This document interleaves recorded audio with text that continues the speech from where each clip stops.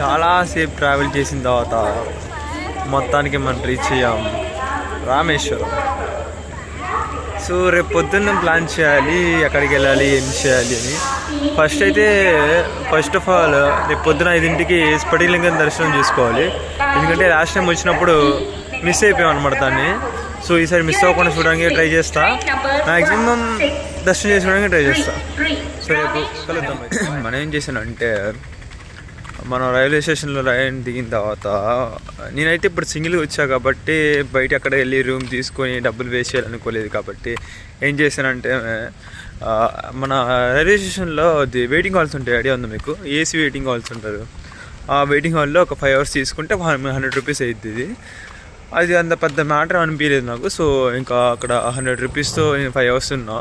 Stay చేసిన తర్వాత ఇప్పుడు డైరెక్ట్గా రైల్వే స్టేషన్ నుంచి బయటకు వచ్చి గుడికి వెళ్తున్నాం అనమాట. కోయిల్కి వెళ్తుంటే మనకి ఇక్కడ ఆటోస్ ఉంటాయి. మన రైల్వే స్టేషన్ నుంచి బయటికి రాగానే ఆటోస్ ఉంటాయి.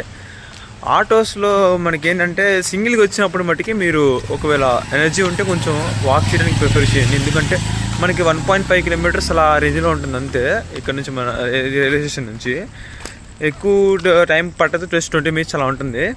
మీరు ఒక స్ఫటికలింగం దర్శనంకి వెళ్ళాలనుకుంటే ఒక 30 minutes, ఒక 3:30 ఆ టైంకి వెళ్తే ఒక 4 o'clock వెళ్తే మేము కొంచెం క్రౌడ్గా ఉన్నా మనకి సెట్ అయిపోద్ది అనమాట. అంత పెద్ద టైం పడదు నాకు తెలిసి. సో నేనైతే అదే చేస్తున్నా. చూద్దాం ఎంతసేపు అట్లా అనుకున్నంత సేపు ఏం అట్లా రైల్వే స్టేషన్ నుంచి ఇక్కడ రావడానికి. మనం కోయిల్ దగ్గరలో ఉన్నాం ఇప్పుడు. మ్యాప్లో అయితే 20 minutes అలా చూపించింది. నాకు రూట్ తెలీదు. నేను లాస్ట్ టైం ఎప్పుడో వచ్చాను. అది కూడా మా కాలేజ్కి ఏదో 2 days 3 days హాలిడేస్ ఉంటే జస్ట్ నార్మల్గా విజిట్ చేద్దాం, దగ్గరే కదా గుడి అని చెప్పి వచ్చాము. సో అప్పుడు మిస్ అయిందని మళ్ళీ ఇప్పుడు వచ్చాను అనమాట స్ఫటికలింగం అని. ఇప్పుడు కూడా 2 days హాలిడేస్ ఉన్నాయి కాబట్టి వచ్చాను. మనకి రూట్ అంత పెద్దగా ఐడియా లేదు. జస్ట్ గూగుల్ మ్యాప్లో చూస్తే నాకు 20 minutes అలా చూపించింది.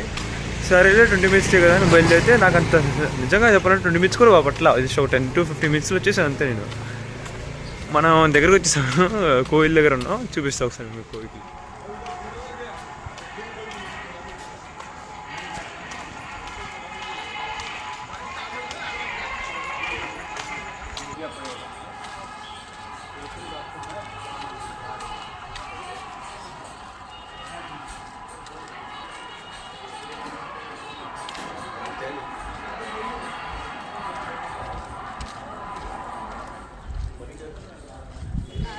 దేవుడి దయ వల్ల మొత్తానికి స్ఫటికలింగం దర్శనం కంప్లీట్ అయిపోయింది మొత్తం.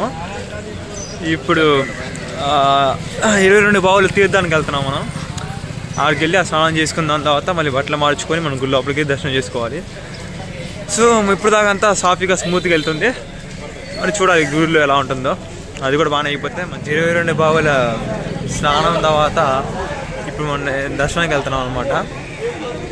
వచ్చేటప్పుడు ఇంకో జత తెచ్చుకుంటే బాగుండేది, అంటే తెచ్చుకున్నాను అనమాట. కాకపోతే షార్ట్ టీ-షర్ట్స్ తెచ్చుకున్నా.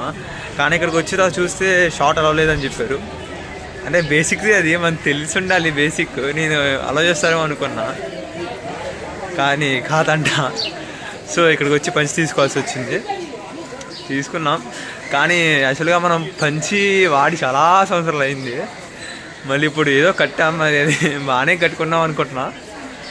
దర్శనం అయిన తర్వాత ప్లాన్స్ చూద్దాం.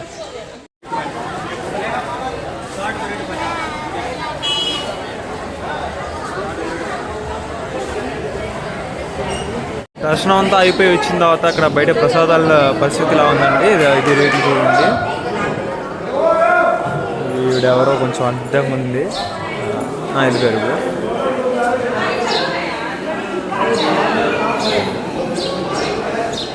దర్శనం కూడా కంప్లీట్ చేసుకున్నాం. అంతా బాగా జరిగింది. అంత రద్దీ ఏం లేదు, ఎందుకంటే ఇప్పుడు టైము 7:30 8 అలా అవుతుంది కాబట్టి అంత రద్దీ ఏం లేదు.